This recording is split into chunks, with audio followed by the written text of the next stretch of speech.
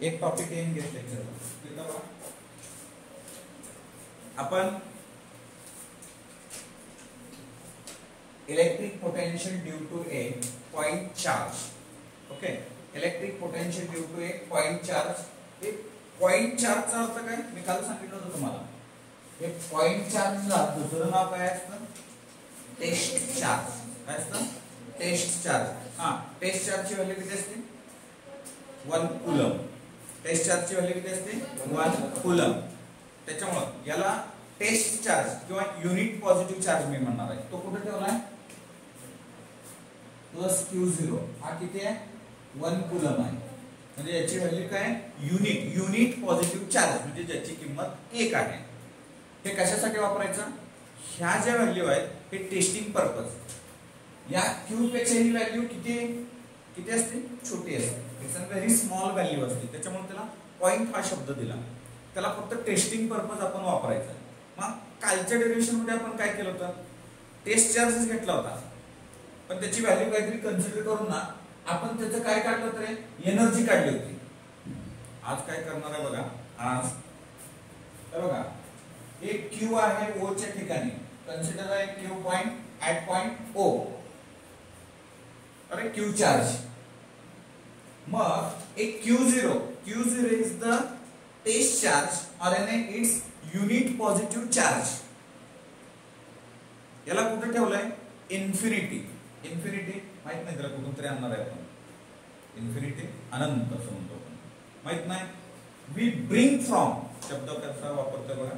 We bring from this unit positive charge to infinity to point M. परत A ला आणणार. Okay, याला मग सरळ असं म्हणू.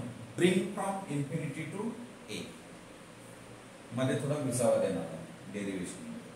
आता हे आणत असताना याचा इलेक्ट्रोस्टॅटिक फोर्स कसलं म्हणतो? इलेक्ट्रोस्टॅटिक फोर्स कुणाचा? Unit positive charge. आणि कोण आहे? Plus Q. तर याचं जे आहे ते फोर्स किती येणार आहे? Fe बरोबर -1/4 pi epsilon 0 into Q upon x². Distance किती? x आहे ना, म्हणून मी काय लिहितो? x². काल काय घेतलं होतं नीट बघायचं. 1/4 pi epsilon 0 into Q upon Q1 Q2 upon r² घेतलं होतं. आज काय घेतलंय? फक्त x² घेतलंय. एक Q गेलाय, पण दुसऱ्या Q ची किंमत किती आहे? 1 आहे. काही पुस्तकात ते Q0 घेतलाय, आपण घेत नाही. आपण सुरुवातीपासून सांगू की ते काय आहे? 1 कूलम आहे. ओके, पुढे जाऊया. आपल्याला हवाय वर्क डन. वर्क डन कुठं? ऍट किंवा work done between M and N point. M आणि N मध्ये किती डिस्प्लेसमेंट आहे? dx इतकं डिस्प्लेसमेंट आहे. मग तिथलं वर्क डन कसं असणार आहे? dw -Fe into dx.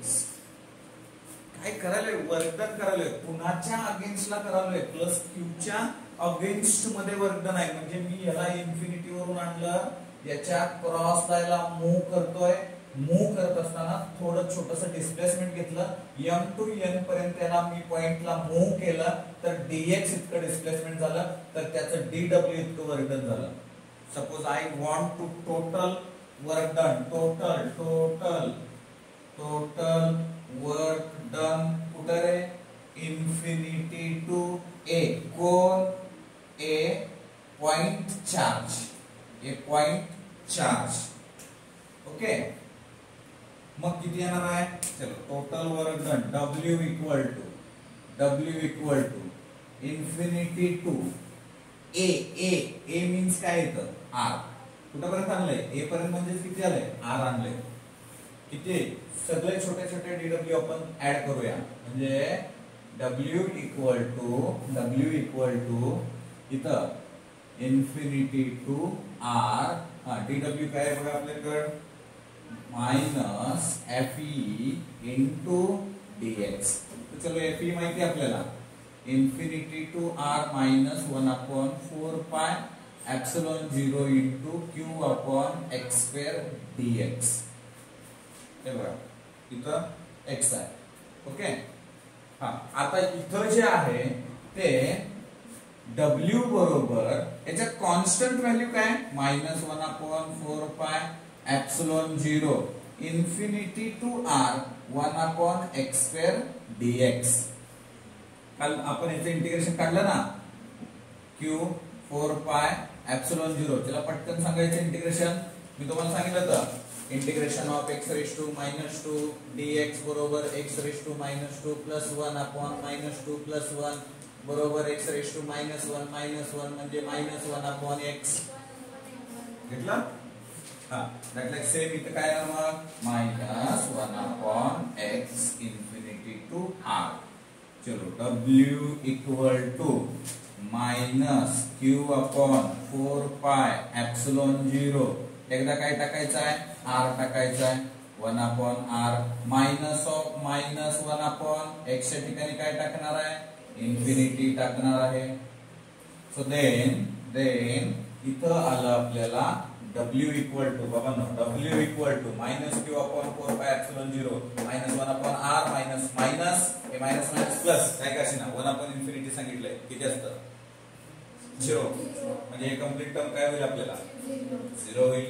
चलो परत एकदा लिहूयात आपण. हे बघा हे मायनस काय होईल प्लस म्हणजे इक्वेशन काय येईल सांगा 1/4 epsilon 0 इंटू 4 epsilon 0 इंटू काय मिळालं आपल्याला q/r. नीट बघा q हे 1/r तसंच आहे. हे मायनस काय झालं प्लस झालं. ओके, मग हे w झालं वर्गडन झालं.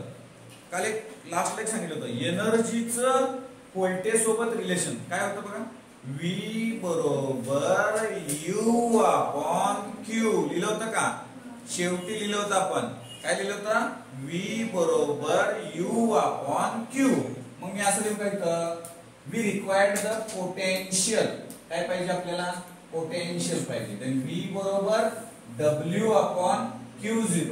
q0 कुठे आहे हा पॉइंट चार्ज आहे. किती किंमत आहे त्याची yes q0 बरोबर 1 coulomb that is mean by unit positive charge that is v is equal to मग काय लिहिणार इथे मी w याची व्हॅल्यू जर 1 टाकली तर v इक्वल टू काय आला मला w. Then v equal to मग मला जे w ची व्हॅल्यू काय आहे 1/4 epsilon 0 इंटू q/r. हे काय झालं पोटेन्शियल झालं. हे काय झालं पोटेन्शियल. कुणाचं कुठला काढलंय नीट लक्ष द्या. एक O पॉइंटला ऑलरेडी चार्ज ठेवलाय. दुसरं एक q0 कुठं नेलंय इन्फिनिटीला. तिथून कुठं आणलं A पॉइंटला. तर त्याचं काय काढलं आपण पोटेन्शियल काढलं. कुणाचं पॉइंट चार्ज. स्पष्ट लक्षात ठेवायचं कुणाचं त्याच्यानंतरचं डायपोलचं आहे. त्याच्यानंतरचं कुणाचं आहे डायपोल. डाय म्हणजे दोन चार्जेस असणार आहे. नीट लक्षात. सीईटी साठी सर सीईटी साठी ना यांचं काय रिलेशन विचारतात सरळ सांगायचं. हे बघा v हे कॉन्स्टंट आहे हे पण कॉन्स्टंट आहे ना 1.6 × 10⁻19. मग फक्त कुणावर डिपेंड राहिलं r वर. Potential is inversely proportional to r. परत एकदा potential is inversely proportional to r. Electrostatic force is inversely proportional to r². Distance square आहे. Intensity is inversely proportional to r². कुठं स्फिअरचं बघायचं. ओके, म्हणजे हे रिलेशन लास्टला परफेक्ट लक्षात ठेवायचं. पोटेन्शियल कधी वाढेल अंतर कमी असेल तर. अंतर वाढला तर कमी असेल. फोर्स कधी वाढेल